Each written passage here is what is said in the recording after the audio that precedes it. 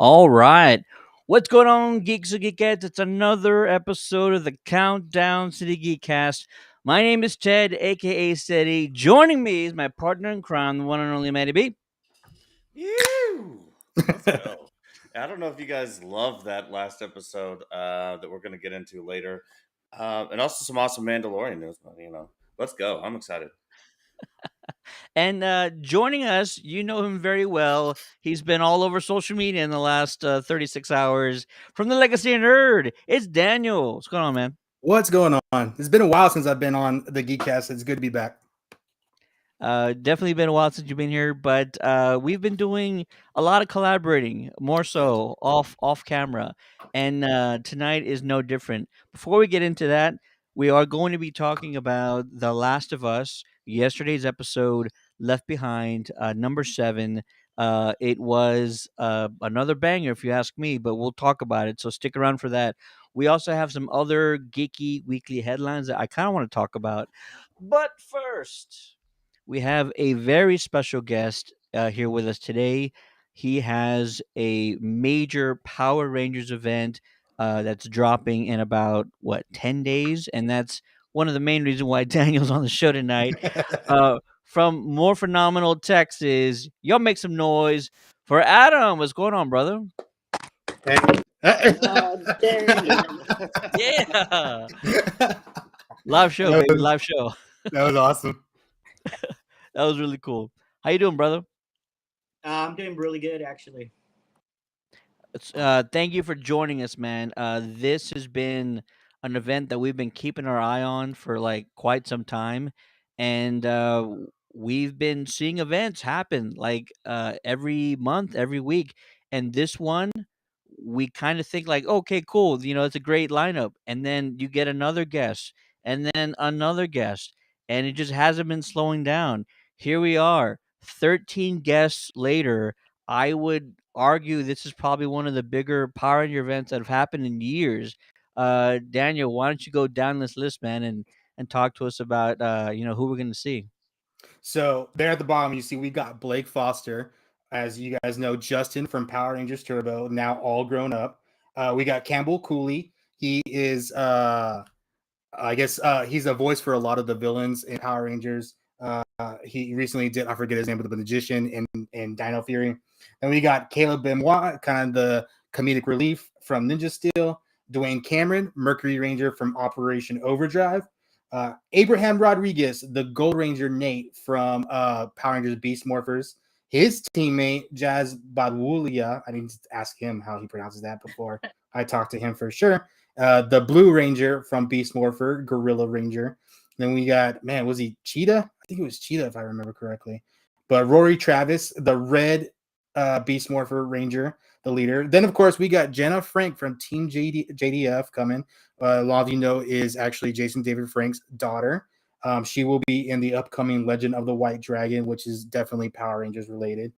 And then we got some bangers here, really, some really recently cast, I guess, recent people. Well, let me first get to Christina Masterson, who was in Power Rangers Megaforce and Super Megaforce, but also Leon Ramirez, who was Roxy in Power Rangers Beast Morphers. But I think the big draw here is, and a lot of people coming because they're fairly new. We got some Dino Fury Cosmic Fury cast. We got Jordan Fight, who is the Gold Ranger from Dino Fury, but will also be the Gold Ranger for the upcoming, supposedly last season of Power Rangers for Cosmic Fury. We got Tessa Rao, who is the first female Green Ranger in Power Rangers history in Dino Fury, will also be the Green Ranger in Cosmic Fury, but she is also the first LGBTQ represented Ranger in Power Rangers history. And lastly, we got our newest Red Ranger breaking the rules here. We got Hunter Dino as the new Red Ranger from Cosmic Fury, who is going to be the first full-time Red Ranger, a female Red Ranger on a Power Rangers series. A lot of us know that Power Rangers had two Red Rangers, but they weren't necessarily full-time, but she will be the full-time Red Ranger lead. What we're being told is being the primary leader of Power Rangers at this time. So I mean, it's a big draw. I am really excited myself to see the Cosmic Fury cast: Hunter Dino, Jordan Fight, and Tessa Rao. And then, of course, Jenna Frank, Dwayne Cameron, and then Blake Foster also, and the Beast Morphers cast. I think starting with Beast Morphers, I feel like Power Rangers has definitely gotten a lot better the last couple years, and so I'm excited for a lot of the recent ones too as well. First question to Adam: who do you think you are putting on a banger of an event like this? This is like insane. How many guests you have coming? What drove you to kind of either put on this big of an event, or like just how did all this come about for you? We've actually had pre was it before COVID? We had like 3 shows, and we I think minimum 4, 5, 6 Rangers. We've never done this many Rangers before.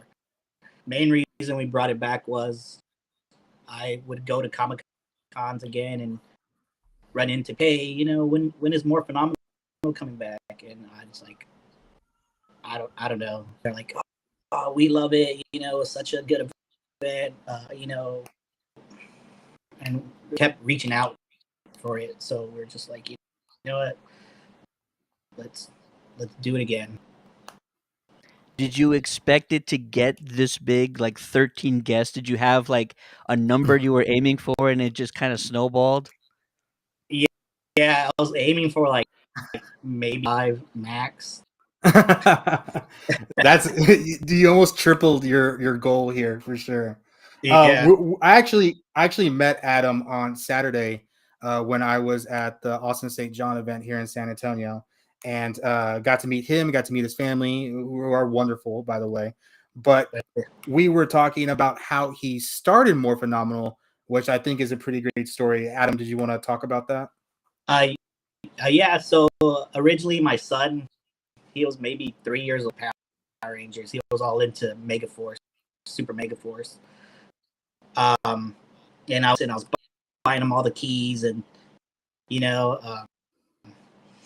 and then on the shelf, and started getting back into it because I grew up on Power Rangers. Yeah, I ended up going to Power Morphicon in California, and it 4,000 for me to take the whole family, and from there we came back, and we do something here in Texas that's affordable, where somebody doesn't have to, going out there to meet people, to meet actually the Rangers they like. From eating tacos with my buddy Paul and my buddy Adrian, came together, and we're just throwing names at each other, and we just thought I'm the best, and then we just like expo, it just came together over. That's awesome, man. And we got a good question here in the chat, and they're asking: is it just actors, or are there going to be vendors as well? Yes, there's going to be artists, toy vendors, anything you get at a big Comic-Con. Phenomenal. And then we were talking. So you were a Power Rangers fan before, obviously Super Mega Force. Yes. Where did you start with Mighty Morphin as well, or because you mentioned you actually like Super Sentai as well? Yeah, I started off with Mighty Morphin like everybody else. I was on the playground. I think at the time my favorite Ranger was Billy, to be honest with you. But then I started watching Gokaiger and Kamen Rider, and falling in love with it. Made the whole it was just became a family thing. That's awesome. And you were saying that Gokaiger was one of your favorite Super Sentai? Yes, I could literally over and over again. I like awesome. The pirates, So one thing I want to bring up about your about Morphinominal in 2 weeks is everybody is always asking about ticket prices, and I can tell you right now it is very, very expensive, at the very expensive price of free. It is completely free to attend Morphinominal on I'm sorry, I always forget. I have a baby right now, so I forget dates. March 11th and 12th. completely free, correct? Yeah, it's always been free.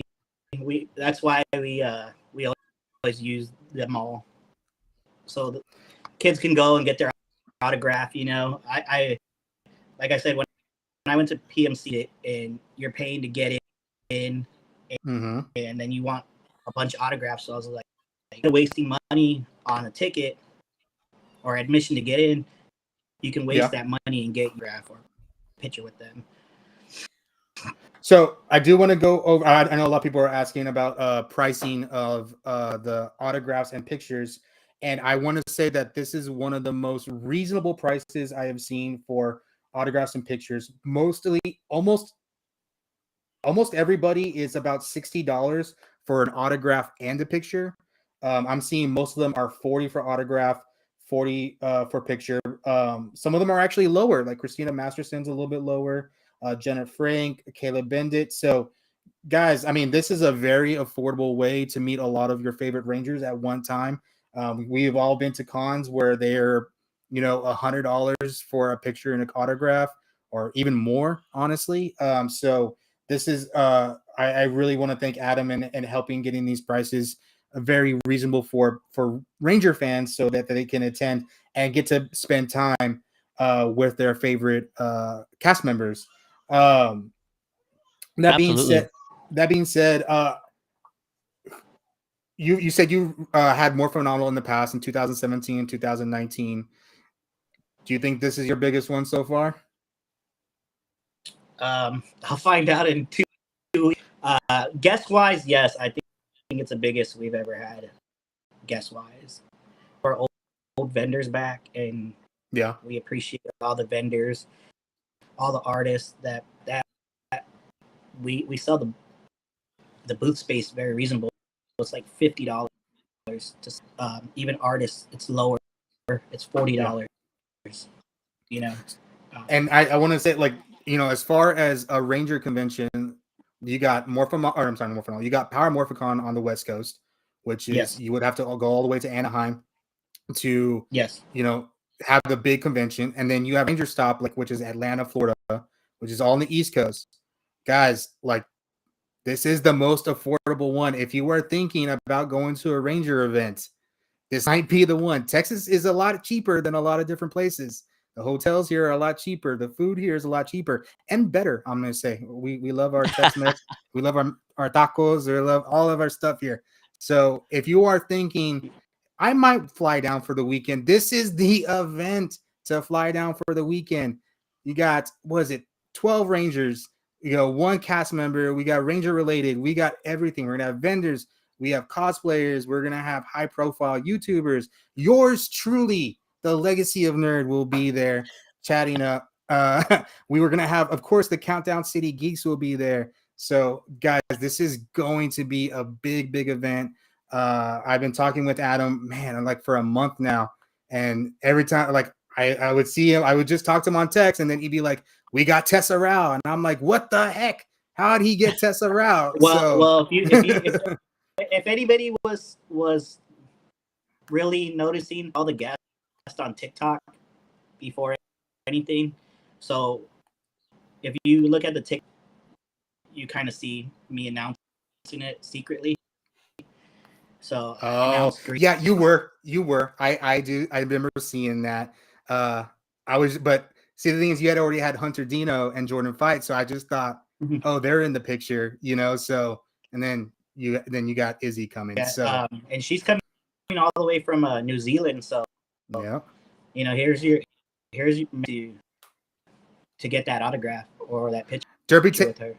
Derby Entertainment says not a fan after Super Mega Force. Let me tell you, my friend, you need to come back with Dino Fury. Dino Fury is so good. I mean, you got to watch it. No spoilers. Season 2 is one of the best seasons in a very, very long time. But with that being said, I'll also mention, like, the venue that you're putting this event in is it's really super convenient. It's in a very central location, tons of parking everywhere.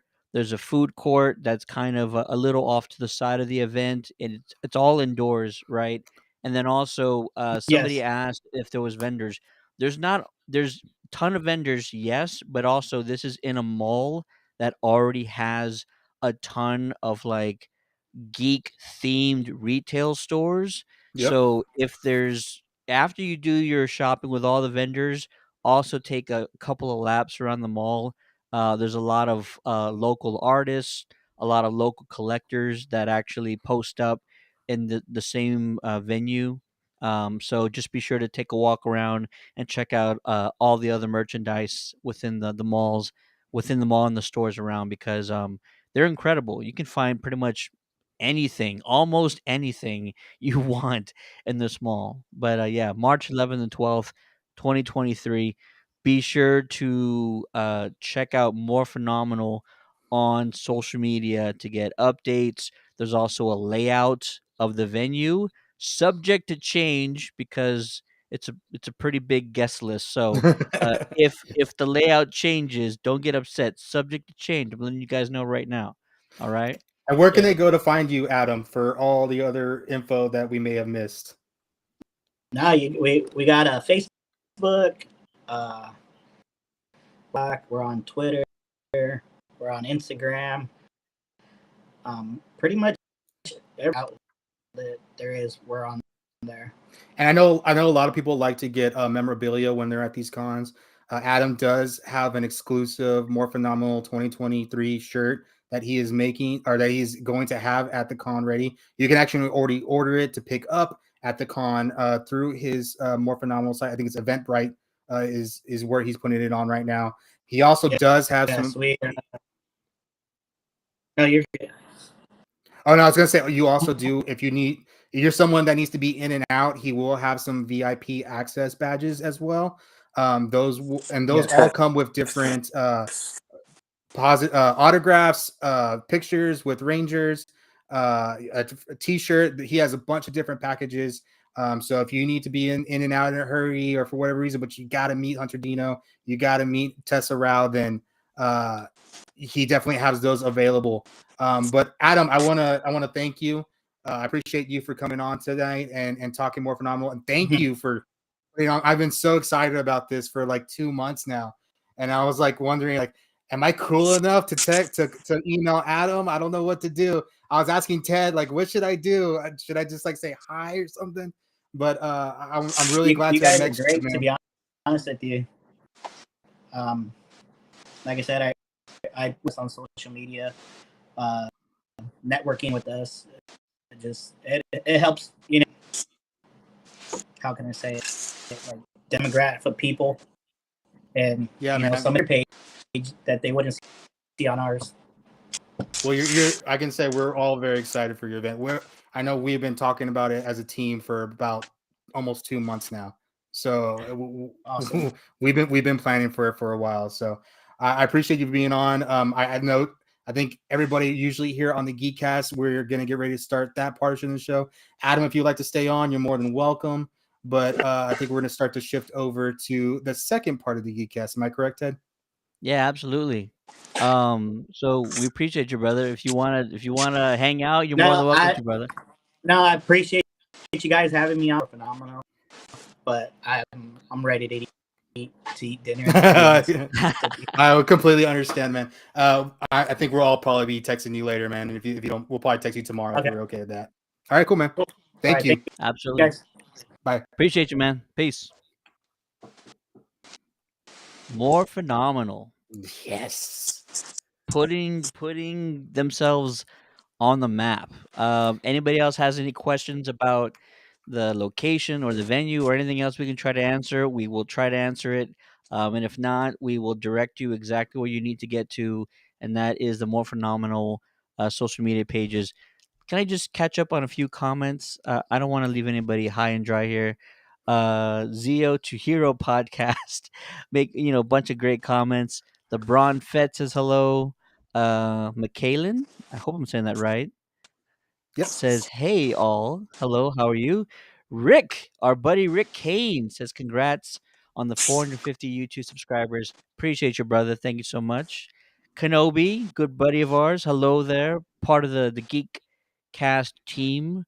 Um, Dave's Dimension. Hello, hello, hello. What's going on, Dave? Good to see you, brother. Ranger Restoration and Repair. What's going on? Just talking Rangers. That's what we're doing. Yep. And good buddy Derpy. Derpy's in here. I feel like Derpy, you're gonna be watching that Netflix anniversary special. I'm pretty sure. And Ray, welcome back, sir. I know you're having trouble, but welcome back. Computer needed an update.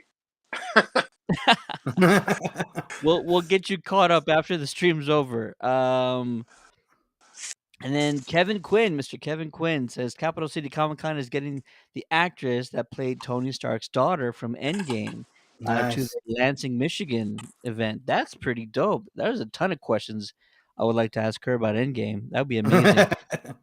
And then David Lozano saying, "What's up, everyone? What's going on, Dave? Everybody, check out our marathon Star Wars stream last night on the Star Wars Stuff podcast.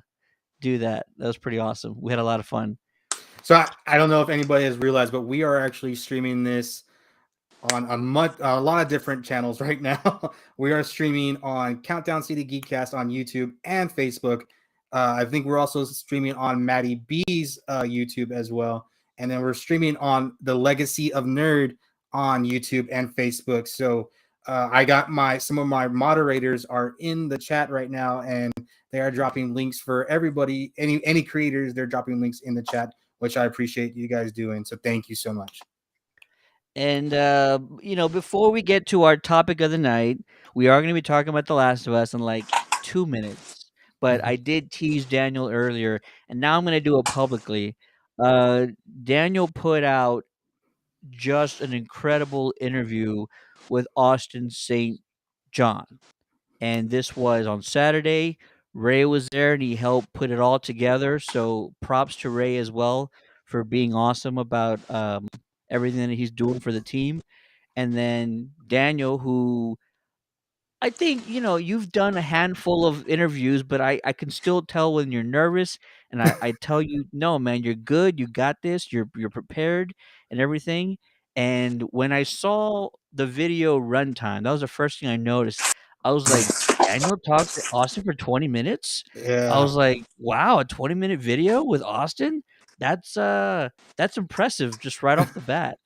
And then watching the video, it was so informative. It was so genuine. You guys had great chemistry. I love the flow of it. I'm telling you, it was pretty epic just from start to finish. Congrats to you. Thank you. And you don't even need to take my word for it. Austin put it on his own social media profile. So if you haven't seen it Yeah. yet, I'm telling everybody, it's a fantastic video with Austin St. John on the Legacy of Nerd YouTube channel. Go check it out because it's worth watching.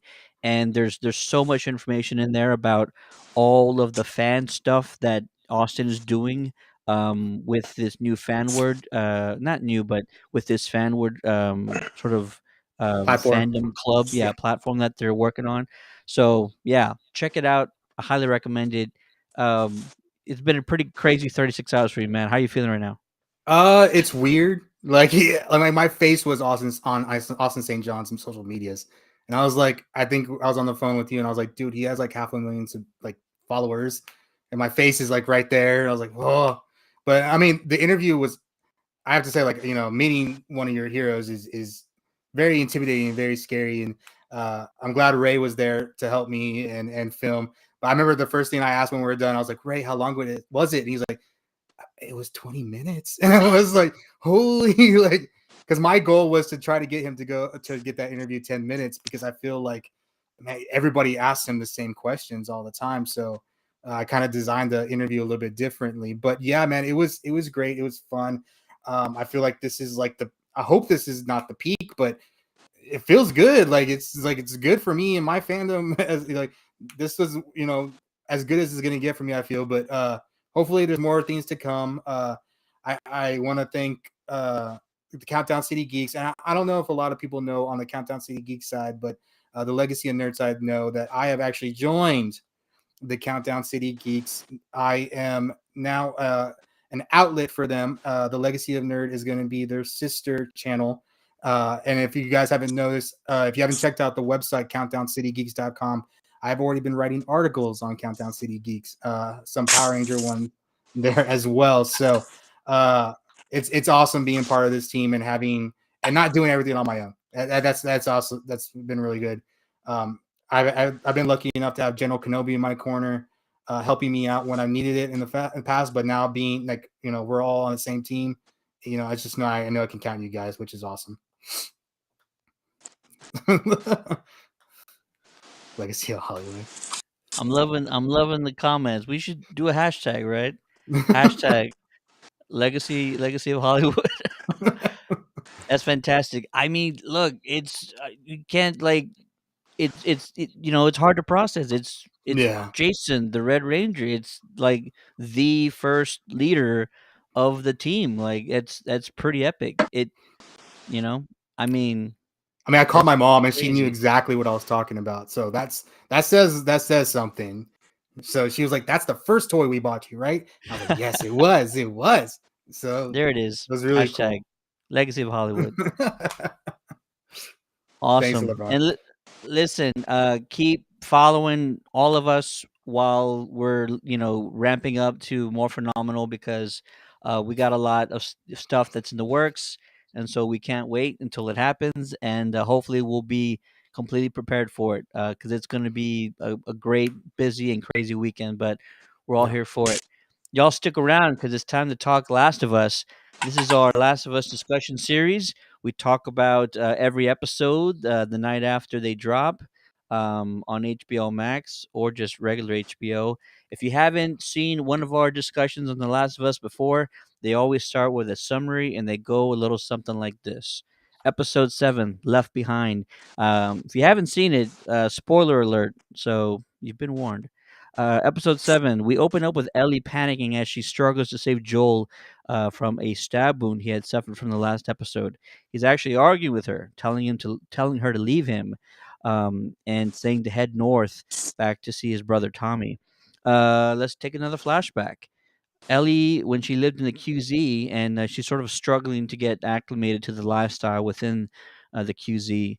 And then we meet Riley, Ellie's best friend, and also she's a new firefighter recruit.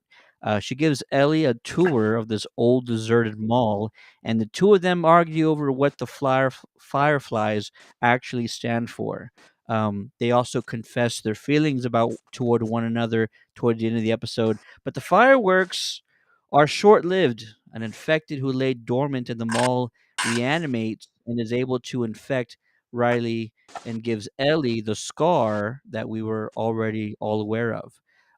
Flash forward back to the present, and Ellie doesn't make the same choice of walking away as she once did with Riley, kind of in the same vein. Unwilling to leave, she finds a needle and thread that could possibly be used to sew up Joel's wound and potentially save him. Episode 7, Maddie B. Want to hear what your thoughts are, man? Lay it on us. I thought it was good. It was sort of reminiscent to the Bill episode, the love episode, where we sort of take a flashback and we explore this relationship between our characters. I thought it was really important that we get this backstory on Ellie. I think that it's a part of her character and her motivations, not only that we've seen so far, but what they might be in the future. And again, we just see her go through this heartbreaking scenario, and it was tough to watch. Again, another one that kind of would pull tears from you there at the end.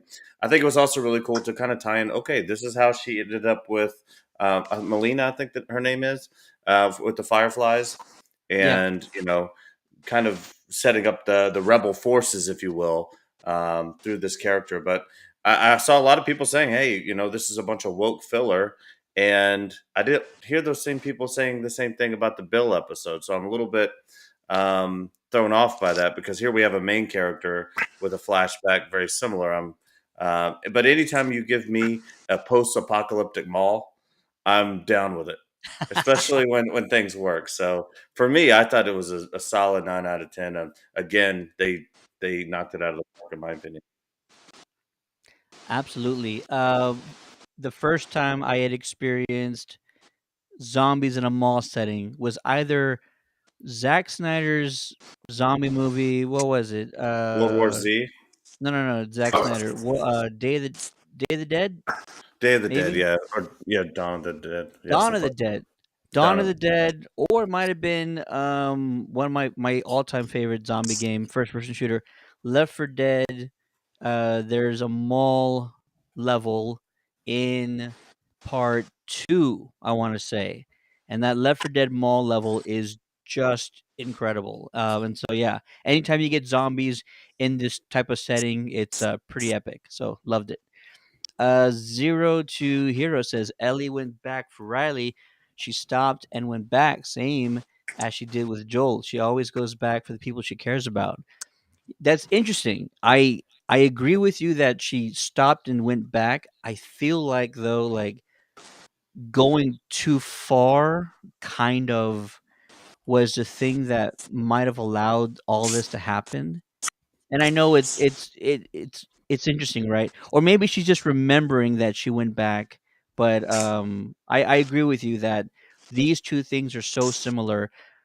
But I feel like she's also learning, right? She kind of learned that um, even taking that much of a step outside was sort of detrimental, and she wouldn't even go out the first door from Joel. So it's kind of her still learning from all of this, which was pretty awesome.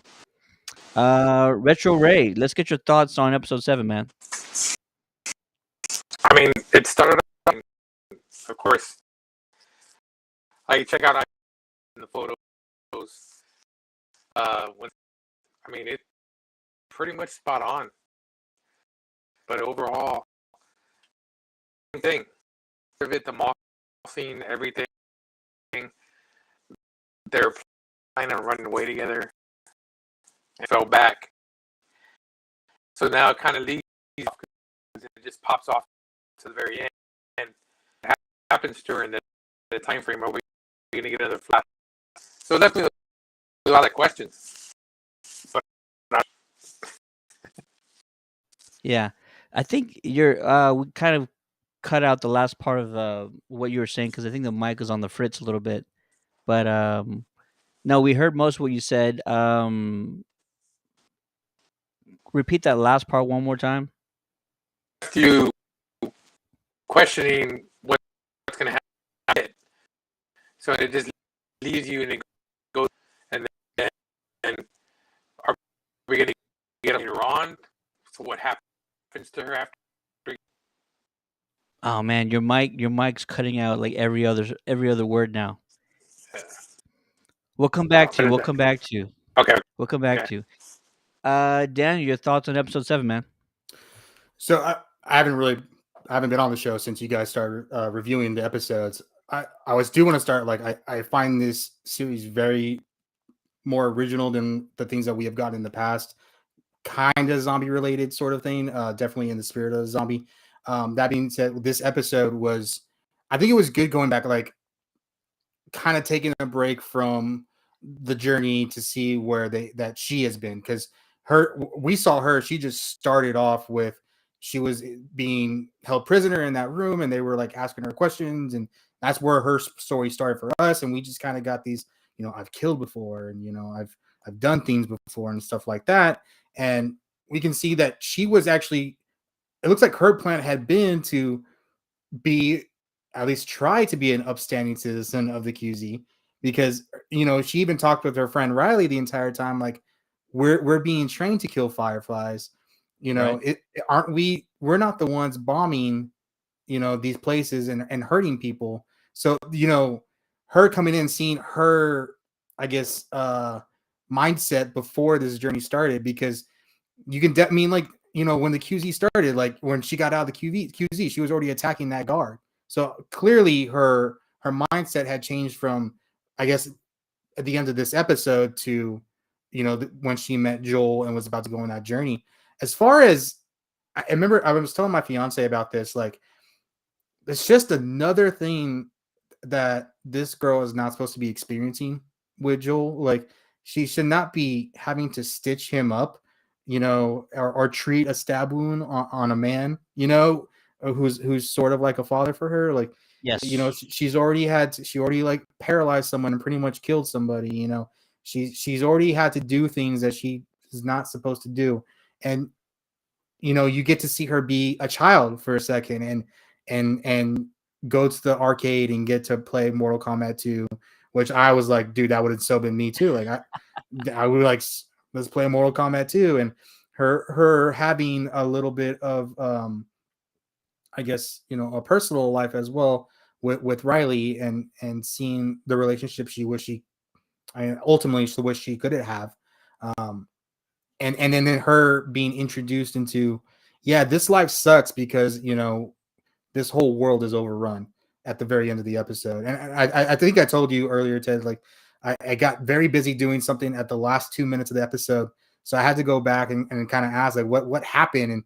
And we really don't even see like necessarily that end result, for Riley and oh my god, just her Ellie? name just blanked. Ellie, yeah, her name just blanked on me.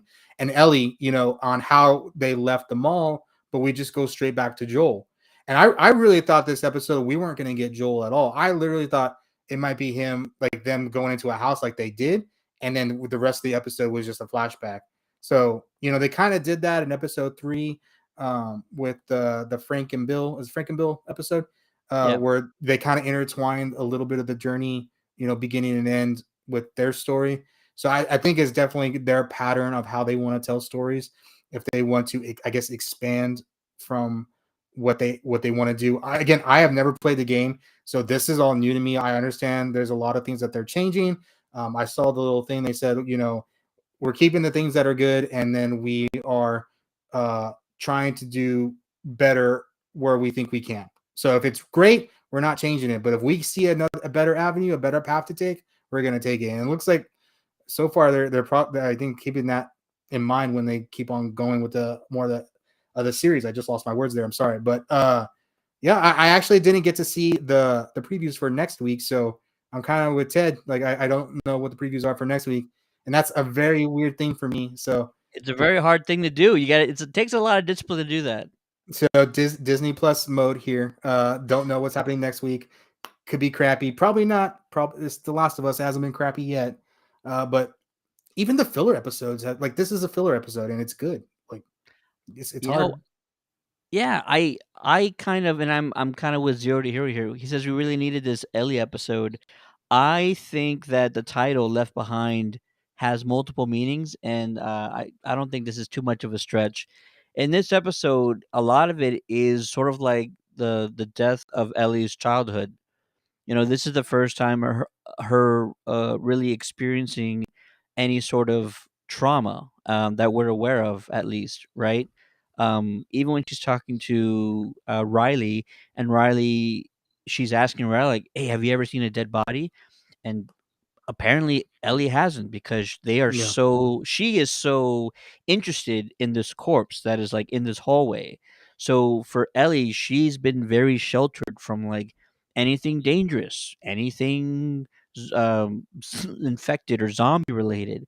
Like everything is very new to her, not just Yeah. the old world, but also the outside of this QZ. So I think Left Behind is also, this is the first time that she's um, grown up or been exposed to the realities of this apocalypse that she's actually living in. Um, and One thing I when thought was we, when she was going down the escalator, I was like, I want to see her step off the escalator. I was like, that's the hardest part. But she kind of like they jumped up on the rail and slid down. I was like, oh man, I just wanted to see what she was gonna do. If she was gonna freak out there, because when you're absolutely, little or you see little ones getting off the escalator, that's what they're more scared of, is stepping off. It's just little things. no, no, no, you're absolutely right, man. And then I also wanted to mention that crap, I'm not gonna remember now. I'm sorry. No, no, no, you're fine, you're fine. I was talking about this is sort of the end of her childhood and all that. And then no, I'm not gonna get it. I totally lost it. It's totally cool though. Let's see. Zero to Hero says in the chat, can we also address in the inner conflict Ellie had that led to the kiss. Absolutely. And the pure relief she experienced when she could open up to Riley. Absolutely, man. It is actually I I I don't want to get into the sort of the politics or whatever about all this, but I definitely want to say like um the way that they're putting these relationships on these screens are so genuine and are so heartfelt. Frank and Bill one was incredible. Like that was like those are the relationships you aspire to. It doesn't matter if who it's between, but like that's the kind of love everybody should try and have in their life at least once. And so this one is just great that you're seeing all this, like you mentioned, build up. I also think it's a great reflection on the character. That's what I was going to say. The reflection on the character that we met in the first episode to the character here. It is in a lot of ways a lot like this is a weird transition, but Kenobi will love this. It's a lot like Han Solo. Hear me out. Hear me out. When we met Solo in the original trilogy, you know, he was a witty guy, he was sarcastic, he had a bad attitude and all that stuff. Yeah. And we got the Solo prequel, and I get it, nobody appreciates it or not everybody likes it. It's not their cup of tea, whatever. But he didn't start out that way. Something in his life led him to be untrustworthy of people. You know, just really, you know, trust himself, not really open himself to others. I mean, he pushed Leia away like how many times before they actually fell in love? And so you're seeing Ellie of who she was, and now you can see the events in her life that led her to who she became.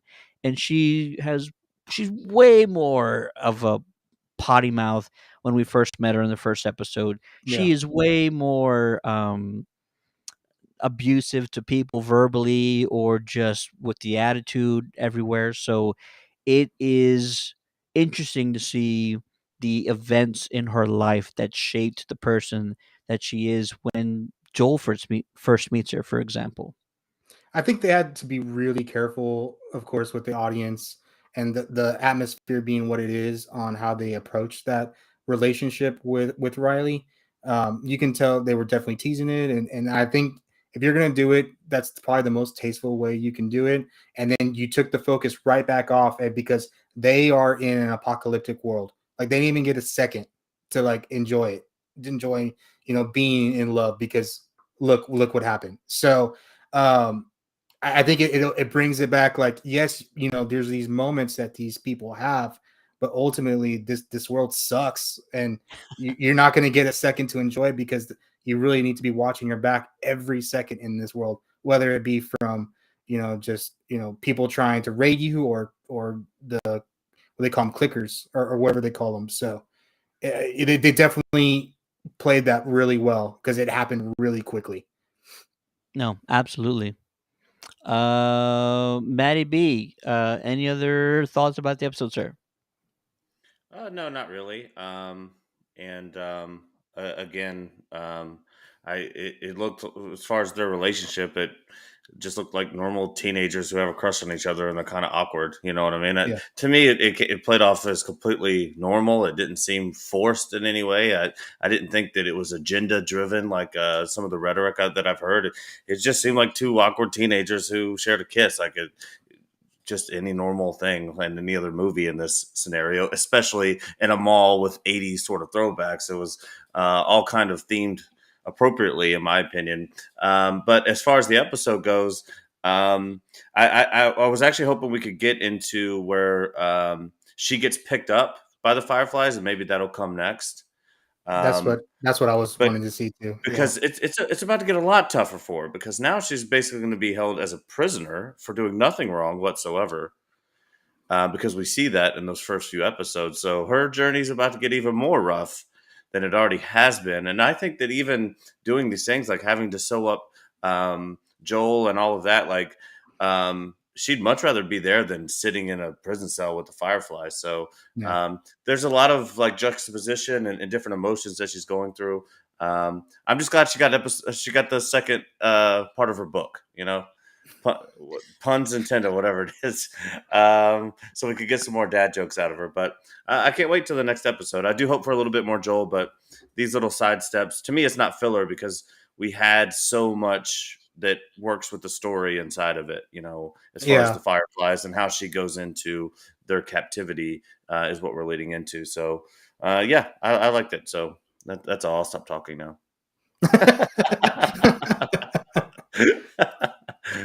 Stop Mr. talking Ray, on a talk show, sir. Yeah. Mr. Ray, what else you got for us, man? Nothing much. I agree with Matt. A couple of teenagers with a post-apocalyptic, still learning as they're growing, affection towards each other, not knowing, you know what I mean? But on that episode, when that the soldier leader, was he like a general? Or couldn't tell what the one. Yeah, he's some sort of authoritative figure. He probably they have these individuals that like dictate what all the jobs are of the folks, and they're probably all military types of some sort. He had everything that she seems that he still saw something in her.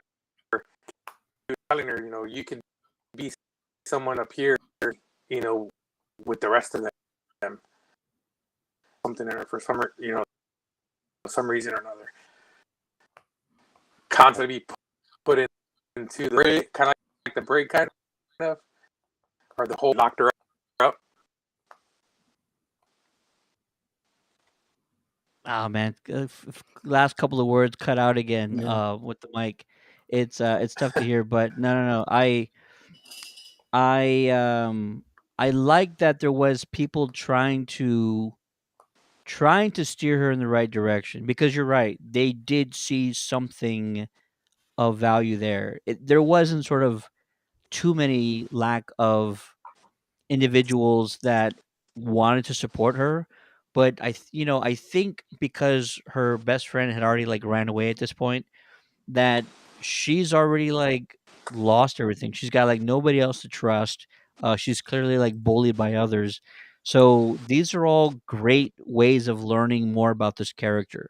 We kind of know a lot about Joel because we started with him, and then we got all these flashbacks, which is fantastic. So we kind of got a lot of backstory with Joel. And this episode, we get to see what really molded Ellie into this person that she is today.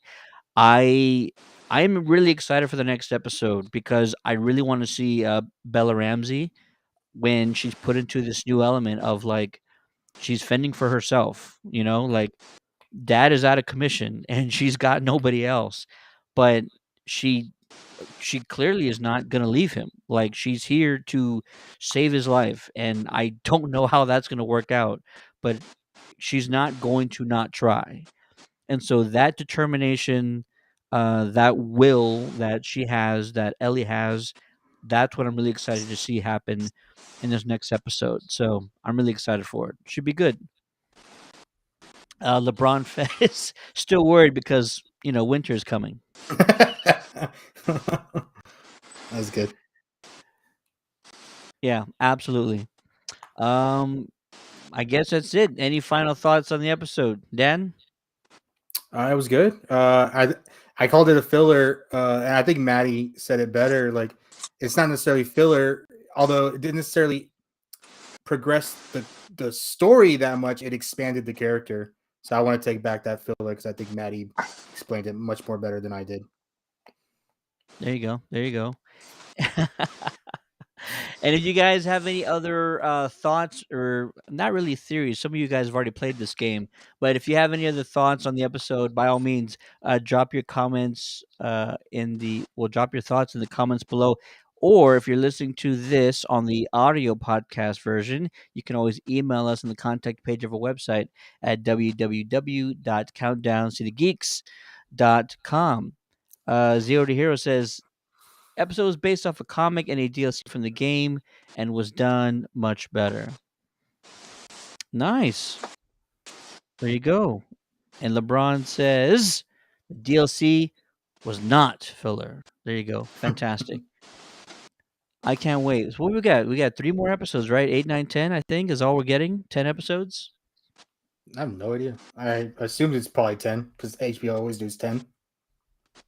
I think that's what it is. I honestly, I want to say that I was actually kind of worried that they are really sprinting through this first season.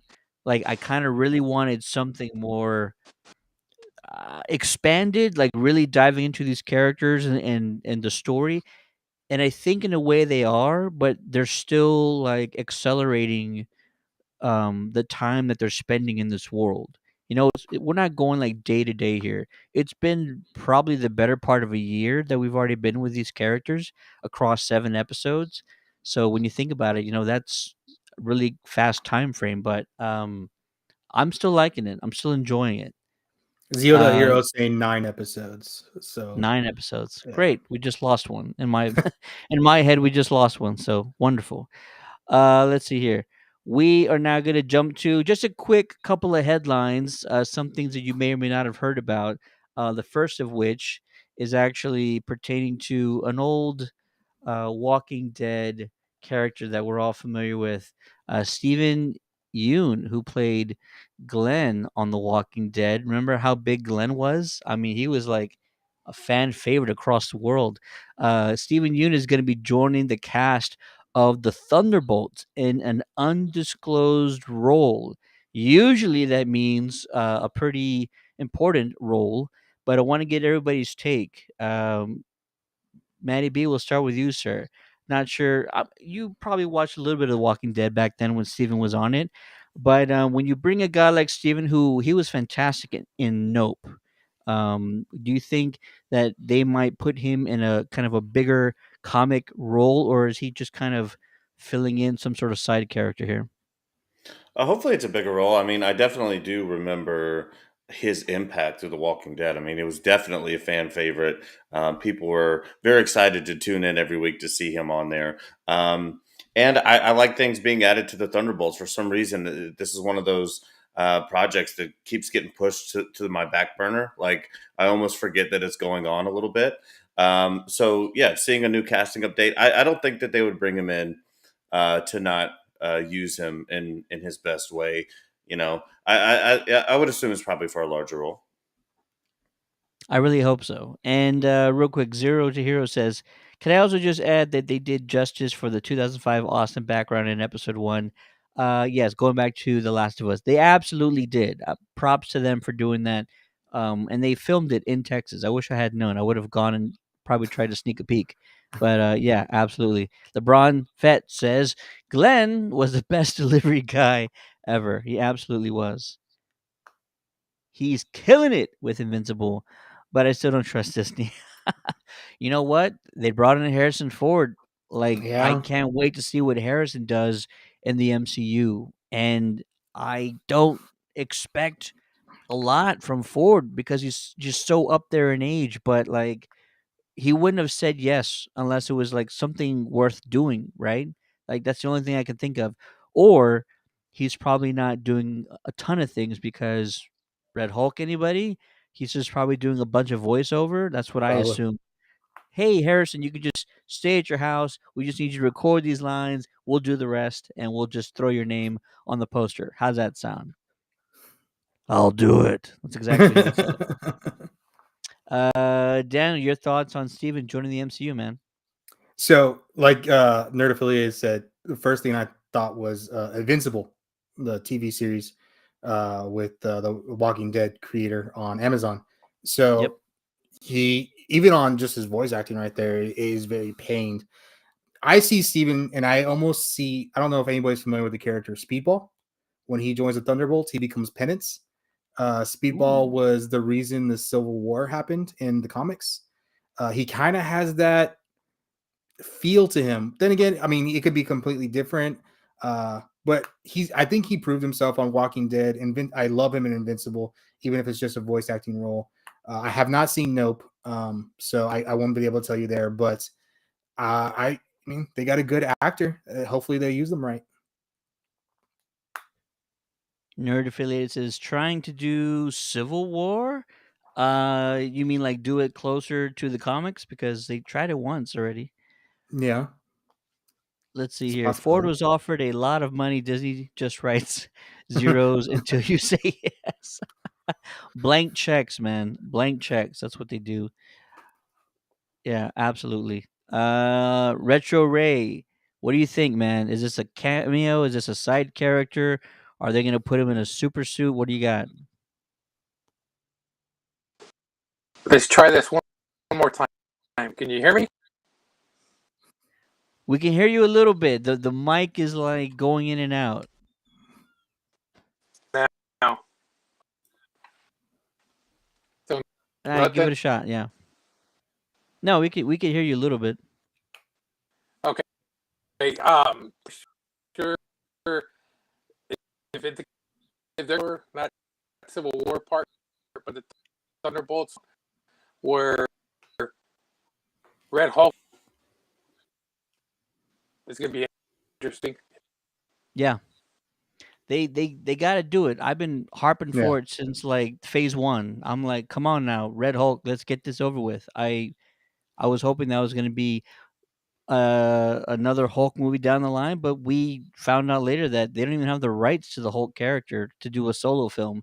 That still belongs to Universal. Or the rumor was they got it back like a few years back, but that still remains to be seen. I've also heard online some fans saying Steven could be playing Sentry. That would be interesting. that would be really interesting. That would Okay. be hella interesting. I'm down to see that, but I who knows at this point? I mean, I'm hoping for something solid. Steven would be a great addition to the MCU going forward. So I'm really hoping it's not a throwaway character or just like a Yeah. one-time thing. I'm hoping they're giving him something really serious to do because I mean he's still popular. When Walking Dead was around, I'd argue he was bigger than any of the other cast members, even Andrew Lincoln. I would have said that in some places. Yeah. So yeah, hoping for the best, and let us know what you guys think. What are your fan theories? Who is he playing? Is it some sort of hero that we're familiar with from the comics? Is it just a side throwaway character? We want to hear from you guys. Throw your thoughts in the comments below, and yeah, absolutely, I can't wait. Great addition. Lastly, it's not really anything you guys weren't aware of.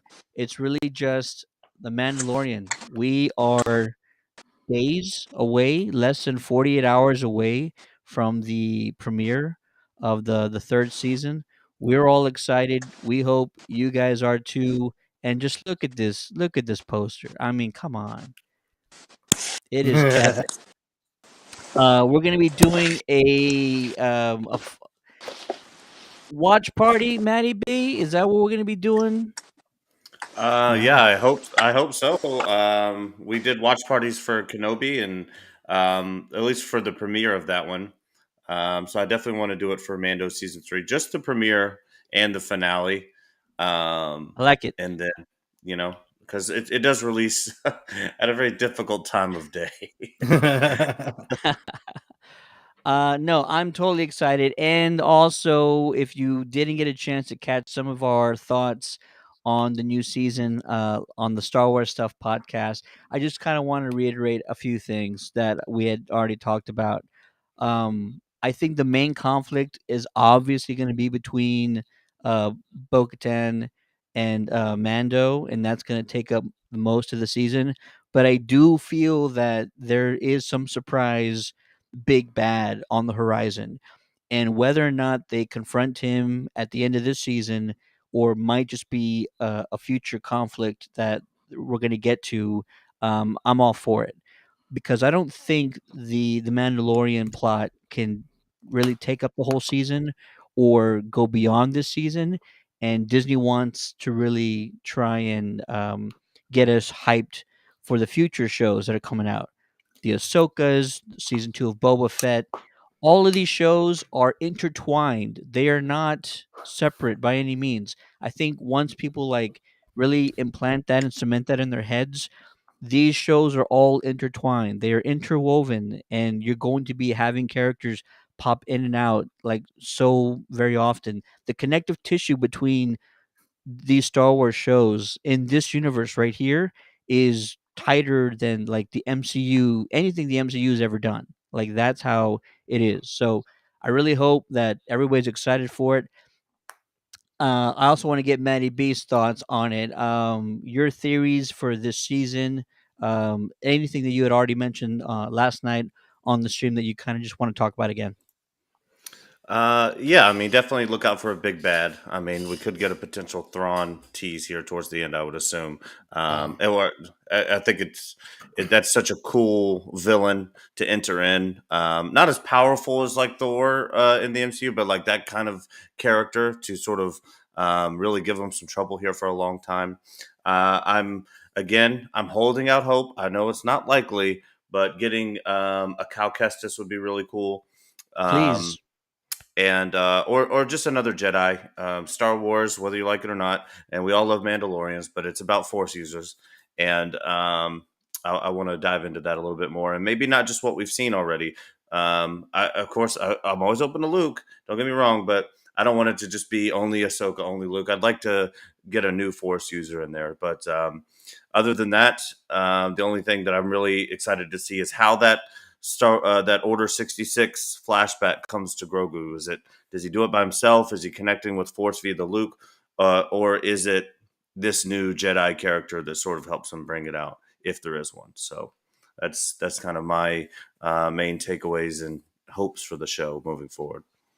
I'm willing to put this on the line again on our show because I said it before, and I'll kind of reiterate it because I don't have any evidence that this is going to happen, but I want to know what the potential is of this happening. So we've all seen the flashback sequence in the trailer. Everybody's half the people are like, "Why are we doing this again? It's getting old," and the other half is like, "Ooh, I wonder who's going to show up and save Grogu." My thought is like you guys, why are we going back to Order 66? Why are we going back to the Jedi Temple? I will throw out a theory that no one else has mentioned, and I'm not going to be correct probably, but I'm willing to say it out loud on the stream.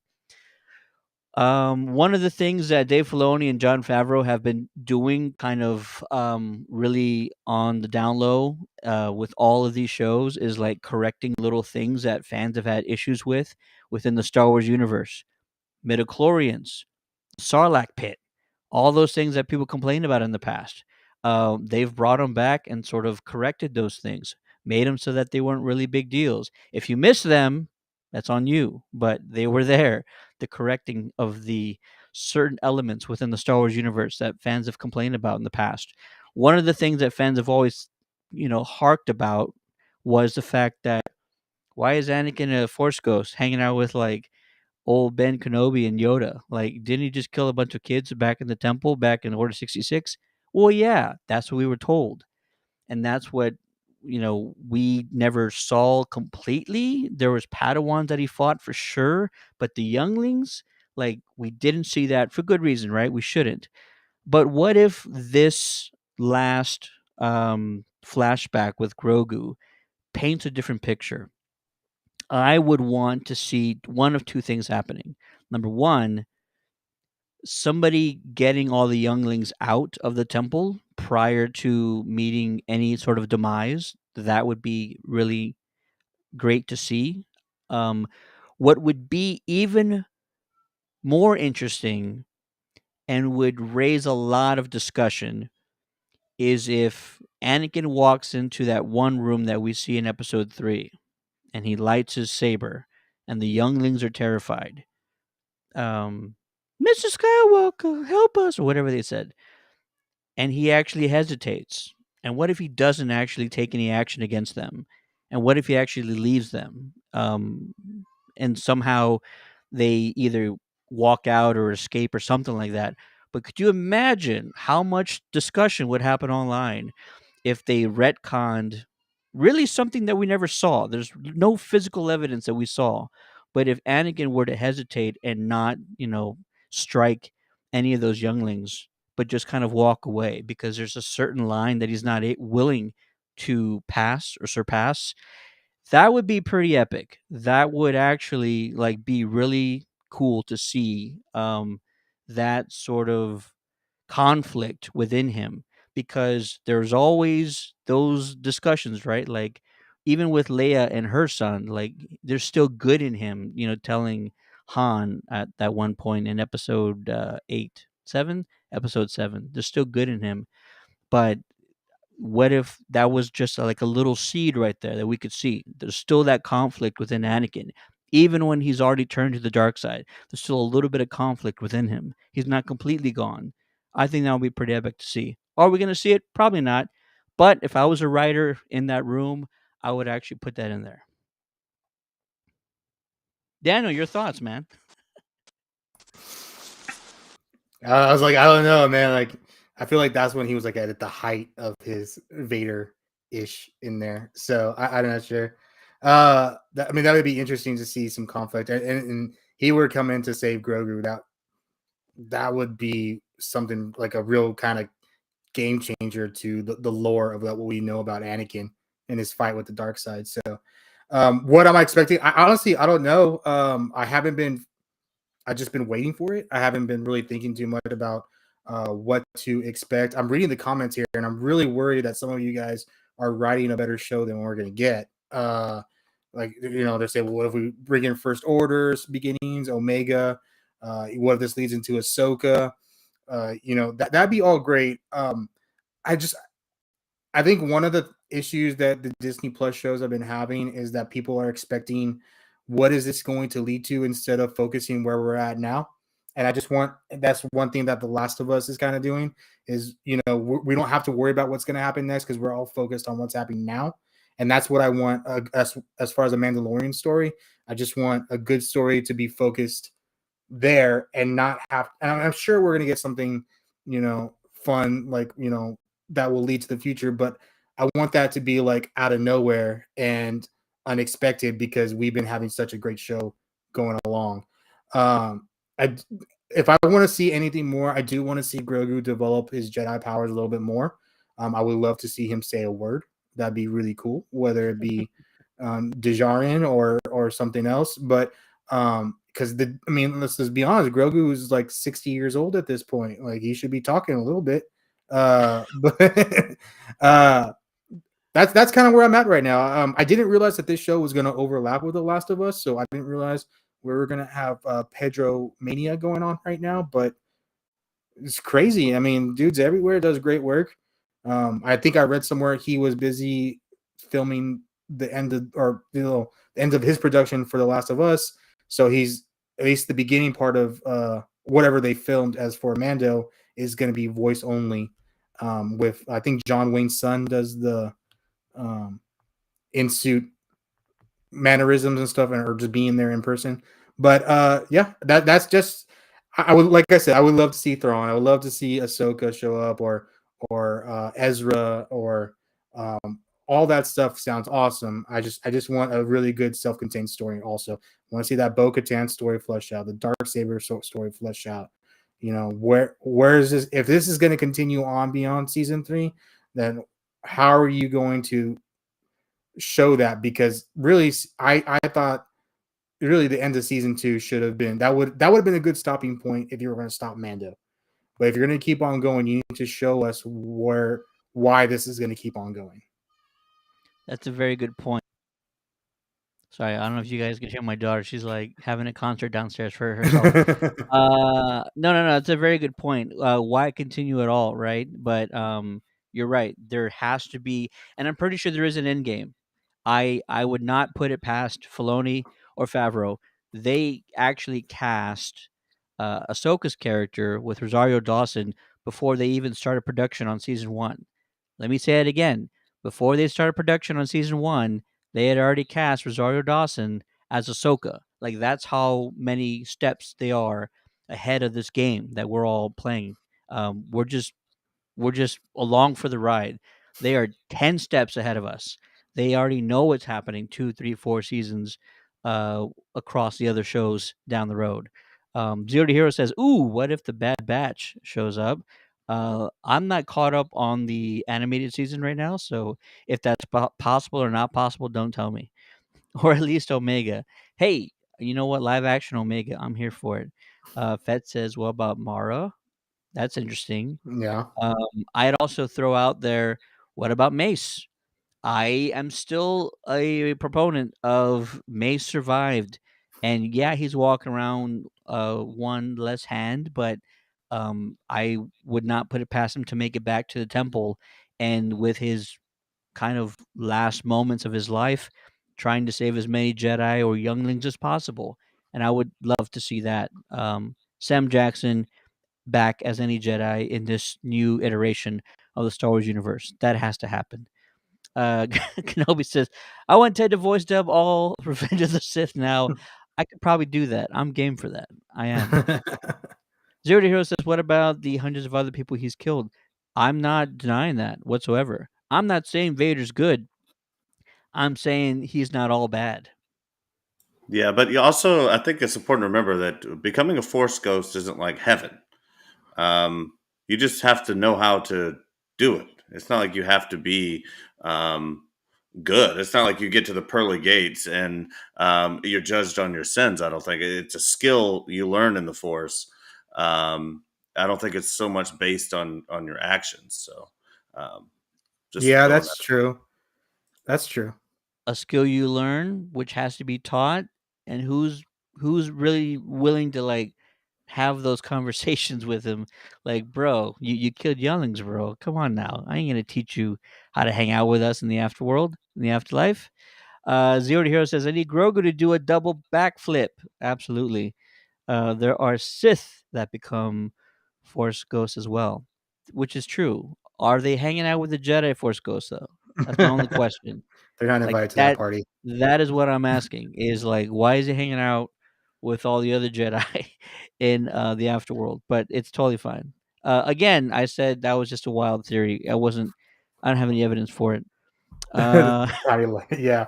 That'd be awesome. I I lose would my mind if enjoy that. Grogu gets a Yeah. tiny lightsaber. Absolutely, Then we absolutely. get a Star Wars Black Series, $29.99, a little Grogu with a little lightsaber. Where is Yoda's lightsaber? Where did that end up? Kenobi probably knows this question. I thought that was when he was offered the lightsaber, Grogu. I thought that was Yoda's. Oh, all right. Well, there you go. I could be So, wrong. You know, Kenobi will probably tell us. Kenobi, tell us, Kenobi. It was There you definitely go. lost in as like when Yoda lost it. It was in that battle with Palpatine.